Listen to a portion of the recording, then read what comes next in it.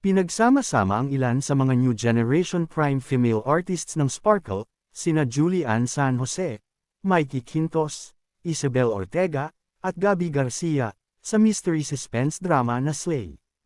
Ang Slay ay collab ng streaming platform na VIU at GMA7. Ipapalabas ito sa network simula March 24, 2025. Nang humarap ang apat sa MediaCon noong March 18 sa Luxent Hotel, tinanong ng autor na ito kung kailan sila most vulnerable at kung kailan sila empowered. Para kay Julie Ann, sa pamilya siya nakakapaglabas ng saloobin. Yung una siguro, I feel most vulnerable when I'm at home or when I'm with my family. Kasi, as people, meron tayong kanya-kanyang phase sa buhay, di ba? So ako, as a person, alam kong tanggap nila ako kung sino talaga ko at ano ko as a person. That's why kung ano man ang pakiramdam ko during the day, kung ano man ang gusto kong sabihin, nasasabi ko sa kanila. Pagdating sa pag-arte sa set ay natatap din ang kanyang emosyon. Kasi, as an actor, wow, syempre you play different roles. Kailangan palagi kang bukas. Kailangan bukas yung instrumento mo because kapag sarado ka, hindi mo mabibigay ang best self mo as a character. Kaya ako, make sure ko na bukas ako palagi kapag nasa set ako. Empowered naman siya, whenever I'm performing, anything related with music.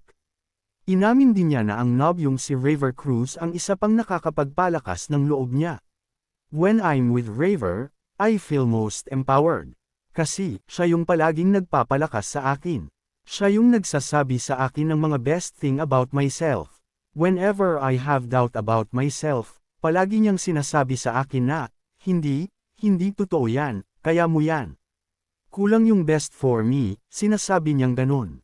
So ako, I feel better naman agad. Sang-ayon si Mikey na vulnerable siya kapag umaarte. Kasi sometimes, o lalo na kapag malayo sa iyo ang character or natatakot ka na dapat ibigay mo na and to deliver that, kailangan mong i-breakdown ang sarili mo. At pinakakailangan naming gawin, yung vulnerability, sa set. Nandyan na yung maraming tao, maraming camera, and you're exposing your feelings. Yung iniyak mo, masakit talaga siya. Ramdam mo talaga siya. Sorry for this, pero para kang nakahubad sa harap nila. Masarap naman daw sa pakiramdam kapag nagagawa niya ng maayos ang trabaho. At yung empowerment, honestly, kapag nag-good take, yung ganang moment, may empowerment agad yun. Maswerte rin daw siya sa pagkakaroon ng pamilya na katuwang niya sa bawat aspeto ng kanyang buhay. Pero, I was also thinking about it just now, I also feel na kapag nagtatawanan kaming buo ng pamilya ko. Yung buo kami, nag-aasaran. Tapos, kahit nag-iiyakan, comfort yung isa't isa, I feel so best, I feel so grateful na I have this support system. At feeling ko, kahit anong dumating sa akin sa life, kakayanin ko basta kasama ko sila.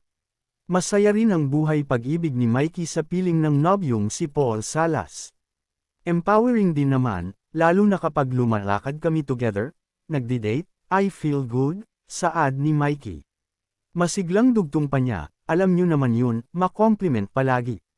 Kaya minsan sinasabi ko, wag mo palaging sinasabi na I look good, mapayat na ko.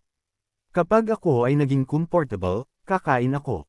Kaya wag kang ganyan. Howbiz News. Elections 2025. Lifestyle. Hindi showbiz. Pep alerts. Blind items. Pepka Love Team. Videos. News Local News. Julie Ann, Mikey, Gabby, Isabel unafraid to show vulnerability. Isabel says she learned that asking for help is not necessarily a sign of weakness. By Rose Garcia. Published a day ago. L.R., Mikey Quintos, Julie Ann San Jose, Gabby Garcia, and Isabel Ortega open up about how they deal with emotions and the importance of having a good support system. Photo, S, at Jimmy Network Instagram. Pinagsama-sama ang ilan sa mga new generation prime female artists ng Sparkle, sina Julie Ann San Jose, Mikey Quintos, Isabel Ortega, at Gabby Garcia, sa mystery suspense drama na Slay. Featured stories. Cabinet Files. Buboy Villar introduces girlfriend, baby on 27th birthday. Pep Troika. Bench show Hot Mamas. Bongga ang pagrampa, bongga rin ang paghahanda. Local news. Marian Rivera looks back on, Celosa, days, kung pwede ko lang i-rewind. Ang Slay ay collab ng streaming platform na VIU at GMA7. Ipapalabas ito sa network simula March 24, 2025. Nang humarap ang apat sa MediaCon noong March 18 sa Luxent Hotel, tinanong ng autor na ito kung kailan sila most vulnerable, at kung kailan sila empowered. Reid, Julian at Gabby, proud girlfriends kina Raver at Khalil. Julian San Jose. Para kay Julian, sa pamilya siya nakakapaglabas ng saloobin. Yung una siguro, I feel most vulnerable when I'm at home or when I'm with my family. Kasi, as people, meron tayong kanya-kanyang face sa buhay, di ba? So ako, as a person, alam kong tanggap nila ako kung sino talaga ko at ano ko as a person. That's why kung ano man ang pakiramdam ko during the day, kung ano man ang gusto kong sabihin, nasasabi ko sa kanila. Advertisement continue reading below. Pagdating sa pag-arte sa set ay natatap din ang kanyang emosyon. Kasi, as an actor, wow, syempre you play different roles. Kailangan palagi kang bukas. Kailangan bukas yung instrumento mo because kapag sarado ka, hindi mo mabibigay ang best self mo as a character. Kaya ako, make sure ko na bukas ako palagi kapag nasa set ako. Empowered naman siya, whenever I'm performing, anything related with music. Inamin din niya na ang nobyong si Raver Cruz ang isa pang nakakapagpalakas ng loob niya. When I'm with Raver, I feel most empowered. Kasi, siya yung palaging nagpapalakas sa akin. Siya yung nagsasabi sa akin ng mga best thing about myself. Whenever I have doubt about myself, palagi niyang sinasabi sa akin na, hindi totoo yan, kaya mo yan. Kulang yung best for me, sinasabi niyang ganun. So ako, I feel better naman agad. Julian San Jose says boyfriend Raver Cruz inspires her when she's down. Photo PERSECOND, at Gima Network Instagram. Continue reading below. Nude ka muna. Read more about Mikey Quintos, Julian San Jose, Gabby Garcia. Read, Gabby Garcia admits hard time moving on from ex-Ruro Madrid. Mikey Quintos. Sang-ayon si Mikey na vulnerable siya kapag umaarte. Kasi sometimes, o lalo na kapag malayo sa iyo ang character or natatakot ka na dapat ibigay mo na and to deliver that, kailangan mong i-breakdown ang sarili mo. At pinakakailangan naming gawin, yung vulnerability, sa set. Nandyan na yung maraming tao, maraming camera, and you're exposing your feelings. Yung iniiyak mo, masakit talaga siya. Ramdam mo talaga siya. Sorry for this, pero para kang nakahubad sa harap nila. Masarap naman daw sa pakiramdam kapag nagagawa niya ng maayos ang trabaho. At yung empowerment, honestly, kapag nag-good take, yung ganang moment, may empowerment agad yun. Maswerte rin daw siya sa pagkakaroon ng pamilya na katuwang niya sa bawat aspeto ng kanyang buhay. Pero, I was also thinking about it just now, I also feel na kapag nagtatawanan kaming buo ng pamilya ko. Advertisement continue reading below. Sponsored content. Ads by Freakout. Yung buo kami, nag-aasaran. Tapos, kahit nag-iiyakan, comfort yung isa't isa, I feel so best. I feel so grateful na I have this support system. At feeling ko, kahit anong dumating sa akin sa life, kakayanin ko basta kasama ko sila. Masaya rin ang buhay pag-ibig ni Mikey sa piling ng nobyong si Paul Salas. Empowering din naman, lalo na kapag lumalakad kami together. Nagdi-date, I feel good, saad ni Mikey. Masiglang dugtong pa niya, alam nyo naman yun, ma-compliment palagi. Kaya minsan sinasabi ko, wag mo palaging sinasabi na I look good, mapayat na ko. Kapag ako ay naging comfortable, kakain ako.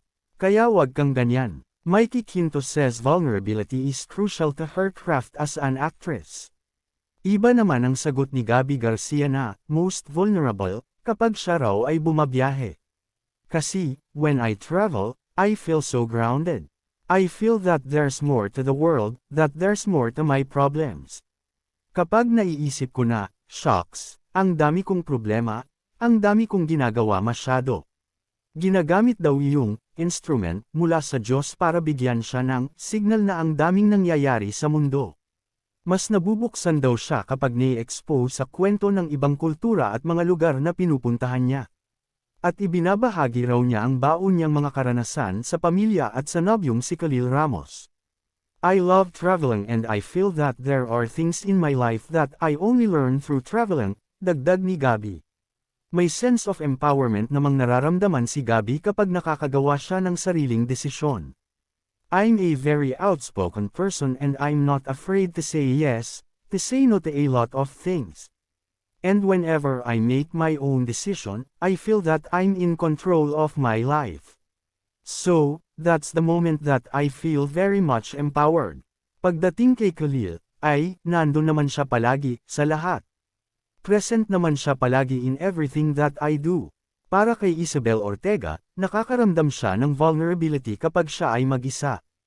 I think, lalo na ngayong Women's Month, misconception na kapag malakas na babae, kailangan kaya mo ang sarili mo. And as an only child, of course, my mom is always there for me. My family is always there for me. Pero pag only child ka at feeling mo, kailangan mong maging empowered, itatry mo na lagpasan ang isang problema sa buhay mo by yourself, yun ang misconception, saad ni Isabel. Sabay ibinahagi niya ang natutunan niya sa kanyang role sa Slay. Naging hesitation ko rin siya for myself na pwede ka rin humingi ng tulong. Yung mga past roles ko, I'm the hero, someone that's supposed to solve the problem. Nakaapekto rin yun sa mind ko na kailangan, kaya kong mag-solve ng problema by myself. Kasabay nito ay nakakaramdam daw siya ng lakas ng loob dahil sa mga taong sumusuporta sa kanya. Doon siguro pupunta na I feel most empowered when I recognize that there are also people around me to help me and to be there for me and to empower me as well. I think, dito sa series na ito, na-embrace ko talaga yung ganang side ko. And yung side ko na kapag nagiging vulnerable ako sa harapan ng ibang tao, mas nagiging empowered ako to solve this and to help myself as well. Sabay tukoy ni Isabel sa Slay co-stars na sina Julian, Gabi, at Mikey. And I think, nakatulong din na I feel empowered whenever I'm with these girls. Kasi yung strength nila as individuals, nakatulong din yun sa akin. And I learn from them not just as an actor but also as women.